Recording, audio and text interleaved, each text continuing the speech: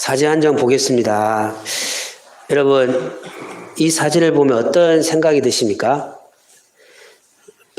배고프신 분들은 저 치킨이 관심이 보일 것 같은데, 저는 이 세 사진이 주는 중요한 핵심적 단어가 좀 기쁨이라고 생각합니다. 기쁨. 사람들은 음식을 먹을 때, 돈을 소유할 때, 아니면 다른 사람들을 위해 봉사할 때 다른 기쁨을 느낀다고 합니다. 그런데 여러분, 사람들 중에 이 음식도 많이 먹어보고 돈도 많이 벌어보고 또 봉사도 한번 경험해 본 사람들의 중에서 이런 고백을 하는 사람들이 있습니다. 그 고백은 무엇이냐면 음식과 돈이 주는 기쁨보다는 봉사를 통해서, 다시 말하면 다른 사람들을 섬기고 봉사할 때 그때 얻는 기쁨이 크고 비교할 수 없다라고 이야기합니다. 그런데 아무리 여러분 이야기를 봉사하는 기쁨이 경험이 크고 더 크다고 아무리 이야기를 해도 사람들은 이해하지 못한 사람들이 있습니다. 그 이유는 무엇일까요? 자신이 봉사를 통해서 한 번도 기쁨을 경험하지 못했기 때문입니다. 제가 어릴 때 저희 교회에서 고아원에 가서 봉사하는 시간을 가진 적이 있습니다. 그런데 그 고아원은 또 장애인들도 함께 있었는데 어느 그 시간을 지나가다 보니까 빨래가 이렇게 한 수백 옷이 이렇게 수백 벌 정도가 있는 상황에서 사모님이 세탁기도 없이 그 당시는 손으로 그 옷을 빨래하는 모습을 보면서 제가 가서 사모님에게 질문을 던졌죠. 힘들지 않으십니까? 당연히 힘들다 하죠. 왜 하십니까? 내가 그랬거든. 이 어려운 길을 왜 가십니까? 그러니까 하는 소리가 그 어렵고 힘든 시간 가운데 장애인들이나 고아들을 섬길 때 경험하지 못한 그 정말 행복한 기쁨이 있다라고 얘기하는데 저는 어릴 때 그 말이 도대체 무슨 말인지 이해를 못했죠. 시간이 지나가면서 우리가 느끼는 것은 우리는 우리가 경험하고 느끼는 것만 인정하는 어쩔 수 없는 연약한 존재라는 겁니다. 그래서 아무리 강단에서 말씀을 전해서 하나님의 기쁨이 있습니다. 하나님이 도와주실 겁니다. 하나님 앞에 나오십시오. 하나님 앞에 은혜를 구하십시오. 하나님이 여러분에게 생명을 주실 것이라고 아무리 이야기해도 그런 경험이 없는 사람들은 그 이야기는 그냥 허공에 외치는 소리밖에 안 들리죠. 그러나 그 소리를 딱 듣는 순간에 두 가지 반응이 있습니다. 하나는 목사님, 그거는 목사님 얘기죠. 저는 모릅니다. 저는 한 번도 느껴본 적이 없습니다라고 하고 포기하는 분이 있지만 어떤 분은 하나님, 지금까지는 제가 느끼지 못했지만 저 메시지 속에 저 설교 통해 주시는 정말 하나님만의 소망, 하나님만의 해결 방법, 하나님이 주시는 능력, 하나님 주시는 희망을 저도 체험하게 도와주시옵소서. 저는 예수만교회 성도님들은 두 번째가 되길 간절히 소망합니다. 아직 늦지 않았습니다. 말씀을 들을 때 내가 지금 느끼지 못한다고 해서 끝나는 게 아니고 그걸 기도 제목으로 붙들어야 됩니다. 신앙생활도 마찬가지입니다, 여러분. 신앙생활하는 모든 사람이 같은 기쁨을 경험할까요? 아닙니다. 그 이유는 하나님을 통하여 얻을 수 있는 기쁨은 같지 않기 때문입니다. 하나님이 주시는 기쁨은 하나님과 얼마나 깊은 영적 교제를 하느냐에 따라서 기쁨의 차이가 있다는 겁니다. 똑같은 환경 속에서 신앙생활을 하지만 하나님의 그 마음을 깊이 느낌에 따라서 완전히 다르다는 거죠. 여러분, 바닷가에 발목까지 물에 들어간 사람하고 허리까지 들어간 사람하고 머리 전체가 바닷물에 들어간 사람하고 그 느낌과 그 차가움의 그 환경과 그 어떤 감동은 완전히 다르다는 것이죠. 평생 주님이 이 땅에 오신 날까지 발목도 영성의 바다 속에 들어가지 못하니까 아무리 설교를 하고 아무리 하나님 말씀을 전해도 그냥 그 사람은 평생 동안 그냥 발목에서의 경험에서 끝나버린다는 겁니다. 그런데 직분은 더 많아지고 맡은 역할들은 더 커지고 이미 익숙해져 버려서 이제는 그냥 지식은 가득 차는데 영성의 기쁨이 없는 겁니다. 하나님 우리에게 주시는 선물을 영적 선물이라고 합니다. 따라서 하겠습니다. 영적 선물. 여러분, 돈은 영적 선물이 아닙니다. 건강은 영적 선물이 아닙니다. 여러분, 예수 안 믿어도 돈을 벌 수도 있고 부자 될 수도 있고요. 예수 안 믿어도 여러분들 건강한 사람 많습니다. 영적 선물은 뭘까요? 하나님만이 줄 수 있는 영혼의 선물이라는 거죠. 기독교인은 이 영적 선물에 갈급함이 있어야 된다는 겁니다. 유일하게 주시는 하나님의 선물 중에서 바로 오늘 우리가 함께 나눌 오늘 제목이 무엇입니까? 따라서 하겠습니다. 가장 아름다운 기도. 여러분, 예수 믿는 사람에게만 주시는 은혜가 있습니다. 바로 그 선물이 뭐냐면 기도입니다. 기도. 목사님, 불교도 기도하고 모슬렘도 기도하고 다 기도하는데 맞습니다. 그러나 예수 그리스도를 믿는 사람들, 예수 그리스도의 이름으로 기도하는 축복은 믿는 사람에게 외에는 주지 않았다는 거죠. 여러분, 일주일 동안에 그 영광스러운 권세를 누리고 사셨습니까? 오직 예수 그리스도의 이름만 가진 자에게만 능력을 주시는 예수 그리스도의 아버지 하나님과의 영적 교제의 선물인 기도의 생활을 일주일 동안 얼마나 하셨습니까? 여러분, 기도라고 하는 건 엄청나게 익숙하죠? 설교 시간에도 매일 기도라고 얘기하잖아요. 기도. 그런데 심각한 것은 제가 교육자 생활을 하면서 생각한 것은 그렇게 수천 번을 설교를 들어도 기도가 무엇인지를 모른다는 겁니다. 기도를 몰라요. 그냥 기도라는 것은 익숙한데 실제적으로는 기도가 무엇인지를 정확하게 아는 사람이 많지 않다는 거죠. 왜 그럴까요? 그것은 여러분들 기도를 깊이 생각하지 않아서 그렇습니다.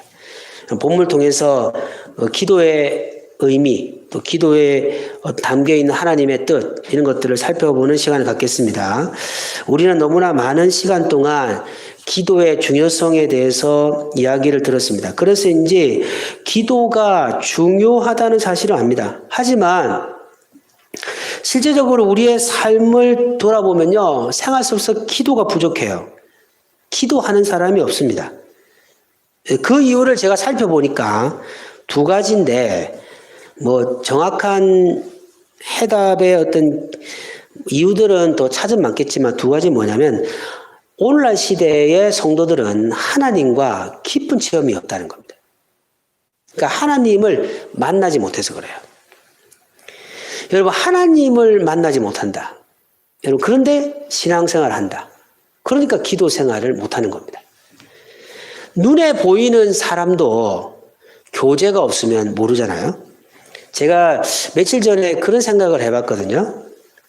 그냥 우리가 이렇게 스쳐가는, 우리가 이 땅에서 40년, 50년, 60년, 70년 이렇게 살다 보면 여러분 얼마나 많은 사람과 한번 인사를 드리고 또 한번 그냥 만나고 이야기한 사람들이 얼마나 많겠습니까? 근데 우리는 그 사람들을 기억하지 못하거든요. 왜냐하면 만남은 꾸준하게 지속적으로 계속 교제하고 만나다 보니까 실제로 제가 핸드폰에 있는 전화번호 중에서 1년에 한 번도 연락 안 한 사람이 대다수라는 거죠. 그런데 우리가 하나님을 그렇게 믿고 있다는 겁니다. 하나님 앞에 하나님한테 좀 전화도 하고 하나님 앞에 좀 편지도 좀 보내고 하나님 앞에 찾아가서 식사도 한번 해야 되는데 일주일 내내는 한 번도 하지 않다가 주일날 1시간 여기 와서 그냥 기도라고 하는 시간을 보내니까 어떻게 우리가 하나님의 영성의 삶을 살아갈 수 있겠습니까? 근데 왜 그러냐? 첫 번째는 뭐냐면 하나님을 깊이 만나지 못했다. 두 번째가 뭐냐면 바로 기도에 대한 정확한 의미를 깨닫지 못하기 때문이다. 그러니까 기도를 그냥 고정화된 인식 속에서 기도를 이해하고 있다는 거죠. 자, 대부분 사람들이 기도를 어떻게 이해하느냐? 그것은 특별한 문제가 생길 때 도움을 청하는 방법으로 기도를 사용한다는 겁니다. 그래서 여러분들 우리가 수능이 칠 때, 아이들 수능이 있을 때 새벽 기도 숫자가 많아지든지 아니면 뭐 결혼이든지 뭐 자녀들이든지 아니면 남편이든지 아내든지 어떤 문제가 물질의 문제, 또 몸의 문제, 뭐 여러 가지 문제가 생길 때 그때 기도하는 겁니다. 그러다가 일상생활에 아무 문제가 없어요. 특별하게 문제가 없어요. 또 문제를 해결할 능력이 우리한테 있어요. 그러면 기도하지 않는다는 거죠. 그러니까 기도라고 하는 것은 자신에게 필요를 느낄 때, 자신이 무엇이 필요할 때 그 필요를 신의 도움으로 채우는 개념으로 기도를 이해한다는 거죠. 그러니까 기도하지 않는다는 겁니다. 만약 여러분 우리가 매일 태풍이나 폭풍을 경험한다면 살아가겠습니까? 그래도 잔잔하다가 어느 순간 태풍이 한 번씩 불잖아요, 그죠, 인생에. 그럴 때만 기도한다는 겁니다. 근데 기도는 그게 아니거든요. 그래서 여러분 기도를 이 단계가 있는데 오늘 단계를 한번 생각해 볼 때 잘 보시기 바랍니다. 여러분은 어디에 속해 있는지. 첫 번째, 개인의 필요한 기도. 그러니까 개인이 어떤 필요할 때 기도하는 거예요. 물질, 건강, 행복, 목적 성취. 그래서 여러분들 가장 겸손할 때가 언제입니까? 가장 진실할 때가 어딥니까? 육신의 병이 있을 때. 육신의 병이 딱 몰려오면 사람은 겸손해지는 거예요. 옛날에 제가 신방을 갔을 때 위암이 있는 분이셨는데 아주 반기독교적 사람. 그래서 제가 그 아내 분이 이제 우리 교회 옛날 사역했던 교회 집분자인데 가면요. 딱 저를 보면 인상을 딱 찡그리고 그냥 나가버리는 겁니다. 보기 싫다는 거죠. 근데 그 사람이 이제 위암 3기가 됐습니다. 처음에 가니까 아직 몸이 건강하니까 저를 보고요. 모른 체 하는 거예요. 등을 돌리고. 그래서 그냥 성도님, 형제님 뭐 이렇게 하면서 누구 아빠 이렇게 하면서 이야기를 하면서 그냥 기도해 줬어요. 점점 몸이 이제 안 좋아지는 거죠. 몸이 안 좋아지는 거예요. 배가 이제 점점 나오는 거예요. 복수가 차는 거예요. 더 이상 이제 인간의 한계가 딱 밀려오니까 변화가 뭔지 아십니까? 등을 바꾸는 겁니다. 저 얼굴을 보이는 거예요. 왜? 힘드니까. 그럼 마지막에는 영적 기도하고, 그리고 기도하고, 그리고 마지막에는 이제 병이 이제 들어서 돌아가셨는데, 이제 이런 부분들. 그러니까 건강의 어떤 자기의 건강이 한계를 느낄 때나 아니면 물질이나 관계가 문제가 생길 때 그때 기도하는 겁니다. 그전에는 기도하지 않는다는 거죠. 심각할 때, 개인이 심각할 때, 그때는 기도하는 거예요. 그렇게 새벽 기도, 수요 예배, 금요일 하나님 앞에 나와 기도하라 할 때는 아무런 반응 없다가 육신에 아프거나 병이 있거나 물질에 문제가 생기나 여러 가지 상황이 생겨 자신이 필요할 때는 몸을 이끌어서 예배 오고 기도하는 이것도 틀린 게 아닙니다. 그래 해야 됩니다. 그러나 이게 첫 번째 이제 하나의 단계 중에 하나입니다. 두 번째는 나와 관련 있는 사람들을 위해 기도하죠. 대표적인 이제 가족들, 뭐 친척들, 내가 좋아하는 사람들. 그러니까 나와 관계 있는 사람들의 행복과 건강을 위해서 기도하는 겁니다. 세 번째는 남을 위한 기도입니다. 이 남이라고 하는 것은 나와 전혀 관계없는 사람들, 이웃, 나라, 뭐 믿지 않는 영혼. 관계없다는 말은 교제권이 없는 사람일지 몰라도 그를 위해 기도하는 그걸 남이라고 제가 말씀드렸습니다. 대부분의 사람들은 제가 20년 동안의 사역을 하는 결론은 뭐냐면 대부분의 사람들은 두 번째에서 기도를 멈춥니다. 제가 신방에 갔을 때 98%가 기도 제목을 낼 때 이 나라 민족을 위해서 아니면 하나님 앞에 목사님 제가 남은 인생에서 100명의 믿지 않는 영혼들을 구원하게 제가 기도해 주십시오. 이런 얘기를 들어본 적이 없어요. 건강을 위해서, 자녀를 위해서, 사업장을 위해서, 또 어떤 사람은 이사를 위해서 이렇게 기도하는 거예요. 틀리단 말이 아닙니다. 당연히 기도해야 됩니다, 여러분. 저는 여러분이 잘 되기를 소망합니다. 아멘. 크게 여러분 잘 되기를 소망합니다. 예, 그 얘기를 부정하는 게 아니에요. 당연히 저도 여러분을 위해서 기도할 때 지금 코로나19에서 정말 어렵지 않도록 기도하고 있습니다. 그런데 우리는 그리스도인이니까 말씀이 우리에게 가르치는 것은 두 번째에서 멈추면 안 된다는 겁니다.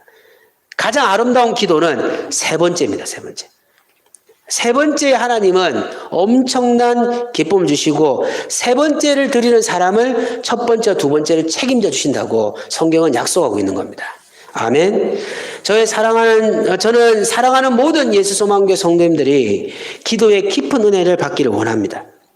여러분, 우리가 첫 번째, 두 번째에서 은혜를 받아야 돼요. 체험을 받아야 돼요. 여러분의 개인이 필요할 때 하나님 물질을 채우시고 건강을 지켜주시고 행복을 이루시고 또 하나님 은혜를 경험하는 체험을 많이 하기를 원합니다. 그리고 여러분의 가족을 위해서, 여러분의 친척을 위해서 기도하기를 바랍니다. 그런데 하나님 앞에서 이 여러분과 관련이 없는, 친밀도가 없는 그런 남을 위해서, 이웃과 그리고 한국교회를 위해서, 그리고 여러분들의 그 믿지 않는 영혼들을 위해서 그 아름다운 기도를 드려서 그 세 번째에 하나님이 어떻게 나의 기도를 통해 내 인생과 내 삶과 내 신앙을 어떻게 변화시킨 것인지를 체험한 순간부터는요, 그 사람들은요, 첫 번째, 두 번째 기도를 하지 않습니다. 왜냐하면 세 번째 기도를 드릴 때 하나님이 첫 번째, 두 번째 인생을 지켜주신다는 영적 체험을 받은 사람은 세 번째를 왜 기도합니다. 그러니까 예를 들어서 1시간 기도하면요, 대부분 사람들은 40분을 자신의 필요, 자신과 관련 있는 사람들을 기도하고 그 다음에 한 10분, 20분 기도하는데 이 세 번째 기도를 경험한 사람들은요, 1시간에서 40분은 민족과 열방과 한국교회와 교회, 또 우리가 섬기는 교회와 그리고 이웃과 성도와 그를 위해서 기도하고 그 다음에 자신의 필요한 것들을 구한다는 말입니다. 사랑하는 여러분들, 그 은혜가 얼마나 크겠습니까? 저는 그 은혜를 좀 경험하면 좋겠습니다. 바울은 이방 민족 영혼을 위해서 하나님 앞에 부름받아 전도 여행을 떠났습니다.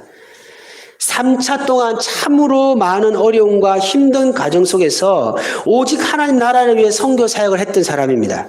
그런데 여러분, 전도 여행은 쉬운 게 아니었어요.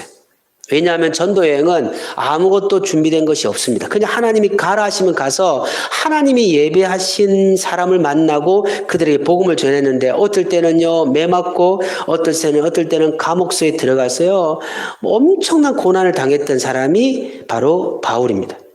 그런데 우리는 항상 그 바울이 이렇게 하면 능력 많은 사람, 아무 문제가 없는 사람이라고 하는데 오늘 보니까 바울이 데살로니가 교회 교인들에게 자신을 위해 기도하라고 부탁하고 있습니다.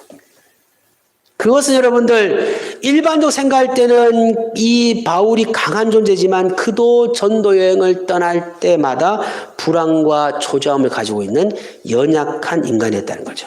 자, 갈라디아서 6장 17절을 한번 보면 읽어보겠습니다. 시작. 누구든지 나를 괴롭게 하지 말라. 내가 내 몸에 예수의 흔적을 지니고.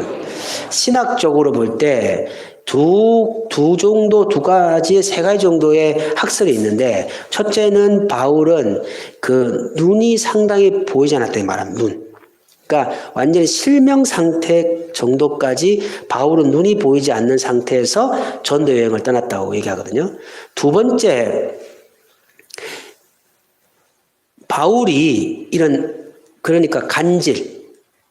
그러니까 바울이 몸에 간질이 있어서 자신의 몸을 통제하지 못할 정도로 아주 병이 있었다. 그래서 바울은 뭐라고 말하면 끝없이 자신의 병을 치료해 달라고 말하는데 주님 뭐라고 말합니까?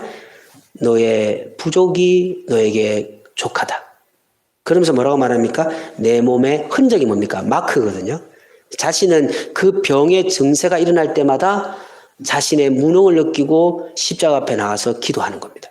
사람들은 와 바울님 바울님하고 높일 때 이 몸에 아픔이 느낄 때 고칠 수 없는 병이 있을 때 그리고 연약함이 느낄 때 나는 도구밖에 되지 않습니다라고 겸손을 경험했던 사람이 바울인데 그러니까 여러분들 바울이 지금 데살로니가 교회 교인들에게 사랑하는 교인들이여 내가 전도 여행을 실패하지 않도록 함께 나를 도와달라고 기도하는 겁니다. 옆 사람 한번 보겠습니다. 옆 사람 한번 보세요. 옆 사람. 아무 문제 없는 사람처럼 보이십니까?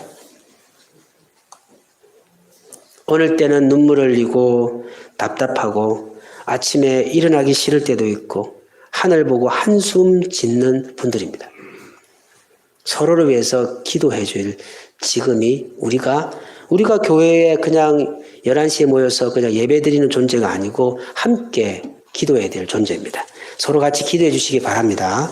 그래서 바울은 자신을 위해 기도하라고 말씀하신 오늘 이 데살로니가 3장이 바로 바울이 교인들에게 자신을 위해 기도하라고 부탁하는 기도 제목인데 이것은 단순히 그 바울에게만 필요한 것이 아니고 우리가 중보기도, 다시 말하면 다른 사람을 위해 기도하는 것을 중보기도를 합니다. 그래서 우리는 평생 중보기도자가 되어야 되는데 중보기도를 어떻게 합니까? 목사님 할 때 저는 이 말씀에 근거해서 우리가 옆에 있는 사랑하는 우리 교인들, 가족들을 위해서 이 세 가지를 간직하면서 기도해야 되고 그리고 여러분들 다른 사람을 위해 기도할 때 이 세 가지를 잊지 말고 이 세 가지 내용을 가지고 기도하는 겁니다. 자, 우리 한번 살펴보겠습니다. 첫 번째, 하나님이 함께 하시길 위해 기도해야 됩니다. 따라서 하겠습니다. 하나님이 함께 하시길 위해 기도해야 합니다. 자, 1절 읽어보겠습니다. 시작. 그들의 형제들아 너희는 우리를 위하여 기도하기를 주의 말씀이 너희 가운데서와 같이 퍼져나가 영광스럽게 되고 바울은 자신이 전도 여행 가운데서 한 가지 기도를 첫 번째 부탁합니다. 그것은 하나님 말씀이 나와 함께 하도록 기도합니다. 바울은 전도 여행에 참 어렵고 힘든 그 상황을 거쳤습니다. 가장 어려운 것은 유대인의 핍박입니다. 가는 데마다 예수 그리스도를 전하니까 유대인들은요 어떻게 하면 바울을 핍박하고 끝내는 살해 계획도 가졌던 사람들이 유대인이었거든요. 그러니까 이 사람 우리 바울은요 출발할 때마다 아주 하나님 앞에 생명을 맡기고 전도 여행을 떠났다는 겁니다. 그래서 부탁하는 겁니다. 사랑하는 교인들이여 내가 가는 데마다 하나님이 함께 하심으로 생명을 유지하고 내가 맡은 사명을 성실하게 감당하도록 기도해 달라고 기도하는 겁니다. 오늘날 시대는 위기의 시대라고 합니다. 지금 우리가 웃으면서 인사드리지만 우리들의 삶을 돌아보면 우리도 위기잖아요. 미래가 명확한 분들이 계십니까? 하루를 어떻게 살아갈지 모르는 위기 속에서 사람들은 답을 찾지 못하고 절망하고 낙심합니다. 여러분, 우리는 믿음의 사람이잖아요. 세상의 방법으로 해답을 찾는 사람이 아니고 하늘의 해답을 가지고 인생을 살아가는 사람이 우리란 말입니다. 그러면 우리는 어떻게 해야 될까요?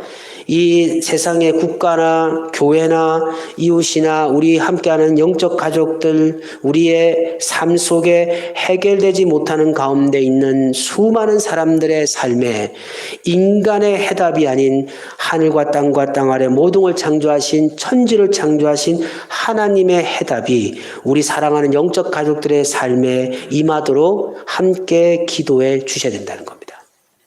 그게 영적 가족입니다. 여러분 어느 교회 다니십니까? 예수소망교회입니다. 라고 할 때는 여러분이 가족으로서 책임감을 가지셔야 되는데 그 책임감은 단순히 주일날 11시 예배에 참석하는 것이 아니고요. 일주일 동안 우리 영적 가족들을 위해 기도해야 된다는 거죠. 무슨 기도 여러분들?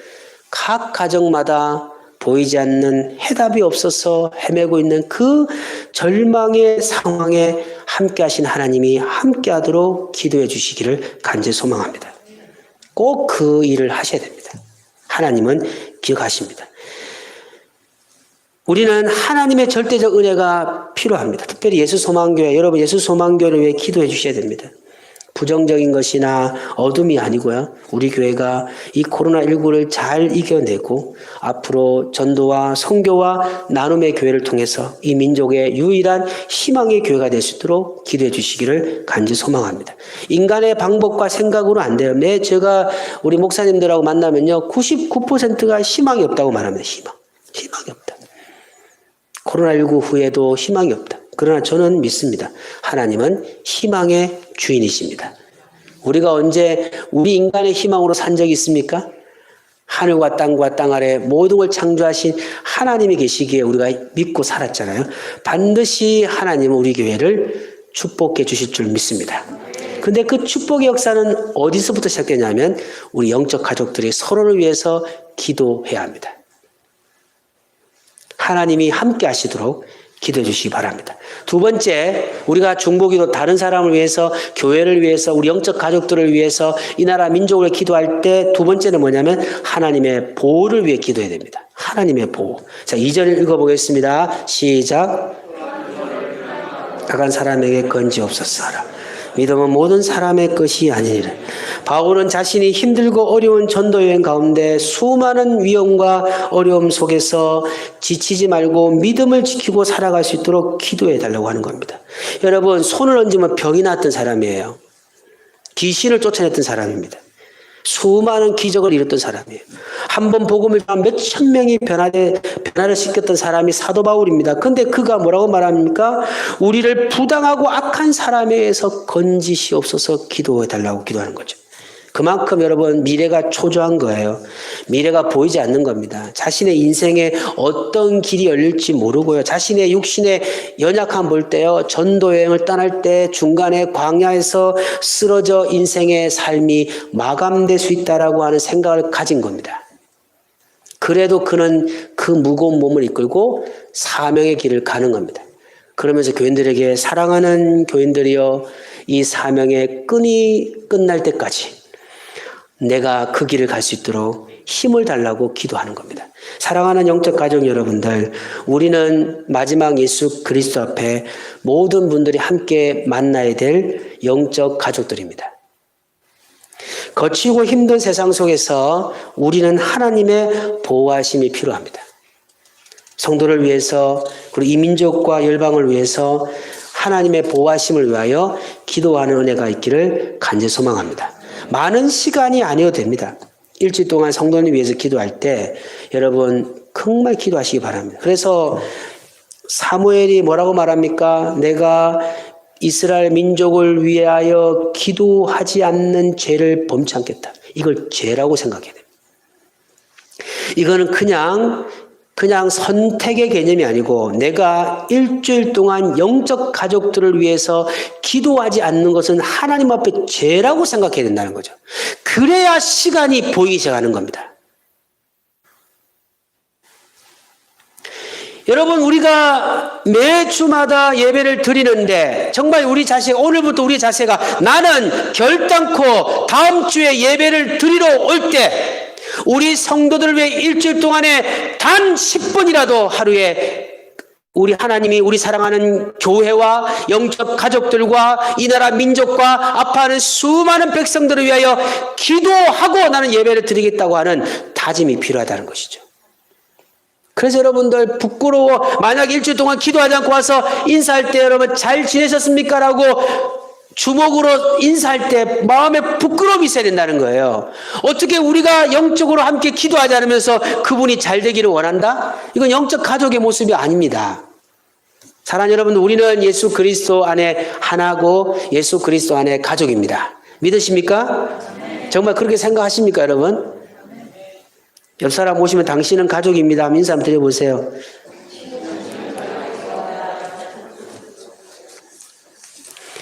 그러므로 여러분 우리가 하나님 앞에 정말 하나님의 보호하심을 위해 기도해야 됩니다. 예수 소망교회와 그리고 우리 성도들이 이 힘들고 어려운 세상 속에서도 하나님의 보호하심 속에서 모든 일들이 진행되도록 기도해 주시기를 간절히 소망합니다. 세 번째 여러분들 마지막입니다. 하나님이 지키시고 인도하시기를 기도해야 됩니다. 인도를 왜 기도합니까? 인도. 3절 읽어보겠습니다. 시작. 미쁘사 너희를 굳건하게 하시고 악한 자에게 지키시리라. 5절 주께서 너희 마음을 인도하여 하나님의 사랑과 그리스도 인내에 들어가게 하시기를 원하노라. 여러분들, 우리가 하나님 앞에 기도하는 것은 여러분 단순히 우리를 그냥 우리만을 위한 것이 아니고 다른 사람을 위해 기도할 때 하나님은 그 기도를 우리에게 다시 축복으로 역사하신다는 겁니다. 우리가 지금 가장 필요한 것은 하나님이 지키시고 인도하시는 은혜입니다. 오늘날 너무나 많은 사람들이 불안과 우울증에 고통받고 있습니다. 그 이유는 불안전한 미래를 맞이하고 헤쳐나가야 한다고 하는 이 두려움이 우리의 삶을 완전하게 파괴시키고 무너지게 만든다는 겁니다. 우린 서로 기도해야 됩니다. 하나님이 지키시고 인도하시길 위해서 기도해 주시기 바랍니다. 하나님께서 예수소망교회를 지키시고 예수소망교회 가족들을 지켜주시기를 위해서 그리고 인도해 주시기를 위해서 기도해 주셔야 된다는 겁니다. 왜냐하면 여러분들 우리가 하나님 우리를 부르신 것은 그 일을 하라고 우리를 부르신 겁니다. 너무나 여러분 익숙하죠. 이제 매주마다 예배드리는 게 익숙하지 않습니까? 벌써 여러분 옆에 있는 분들 만난 지가 몇 년 되셨습니까? 5년, 10년, 15년, 여러분 인생에서 15년 이상의 시간들 가운데서 10년 이상의 시간들을 알고 지낸다는 것은요 축복입니다. 근데 왜 하나님께서 이 수많은 교회 중에서 예수 소망교회를 와서 예배드리게 하셨을까요? 이 힘들고 어려운 세상 속에서 서로가 하나님의 인도와 하나님의 지키심을 위해서 중보기도의 삶을 함께 나누라고 우리를 한 가족으로 부르셨다는 겁니다. 여러분 그 은혜가 함께 하시기를 예수님 간절히 소망합니다. 말씀을 맺겠습니다. 지금 우리는 혼란의 시대 속에 살아가고 있습니다. 역사 속에서 하나님을 진정으로 의지하는 사람들은 100% 기도의 위기를 극복한 사람입니다. 그런데 여러분들 그 기도에 통해서 위대함을 경험했던 사람의 기도는 자신의 목적과 자신의 욕망을 채우는 기도가 아니고 자신이 사랑하는 사람들을 위한 기도에서 끝나는 것이 아니고 바로 중보기도, 국가를 위해서, 교회를 위해서, 성도를 위해서, 잃어버린 영혼을 위해 기도하는 세 번째 기도의 사람들이었다는 겁니다. 하나님은 우리에게 개인의 기도를 하기를 원하십니다. 그러나 여러분 중보기도의 삶을 살아가 보십시오. 하나님 여러분의 생애를 어떻게 인도하신지를 체험하시기 바랍니다. 체험. 이거는 지식의 힘이 아니고 체험의 힘입니다. 그러면 우리가 주님께서 우리에게 원하시는 기도가 뭘까요? 오늘 마지막 말씀 읽고 마치겠습니다. 마태복음 6장 33절에 34절 같이 읽어보겠습니다. 시작. 그 나라와 그의 의를 구하라. 그리하면 이 모든 것을 너에게 더하시리. 그러므로 내일을 염려하지 말라. 내일이 염려할 것이요 한날의 괴로움은 그날에 족하니라. 아멘. 여기서 보시면 우리가 뭐라고 말합니까? 우리 인생 어쩔 수 없이 내일을 염려할 수밖에 없는데요. 하나님은 염려하지 말라고 말합니다. 어떻게 염려가 되면 염려하지 맙니까? 그것은 중보 기도의 역사를 체험한 사람이 이룰 수 있는 복이라는 거예요. 여기 뭐라고 말합니까? 따라서 하겠습니다. 먼저 그의 나라와 그의 의를 구하라. 이게 뭐예요? 중보기도입니다. 이게 바로 중보기도입니다. 민족을 위해서, 하나님의 영광을 위해서, 교회를 위해서, 이게 바로 하나님의 이 땅의 주권자, 이 세상에 하나님 나라가 되도록 기도하며 그 다음에는 하나님이 내일을 책임져 주신다는 겁니다. 완전히 다르죠, 여러분들? 하루 세 끼를 주십시오라고 기도하는 사람하고 하나님 이 나라가 이 땅이 하나님 나라가 되도록 이 구월동이 이 만수동이 이 인천이 하나님의 나라가 되도록 우리 한국교회가 예수 소망교회가 우리 성도들이 하나님의 사람 되도록 기도하면 하나님이 여러분의 개인의 삶과 가정에 필요한 것들을 채워주신다는 겁니다. 이게 영적 원리라는 거죠. 이 영적 원리를 경험하는 사람만이 기도의 진짜 참다운 맛을 받고 평생을 기도의 사역자로 살아갈 수 있을 줄 믿습니다. 항상 여러분 하나님 앞에 가장 아름다운 기도를 통해서 이 중보 기도의 삶을 통해서 하나님의 위대한 은혜를 경험하고 승리하시기를 주 예수 그리스도 이름으로 간절히 소망합니다.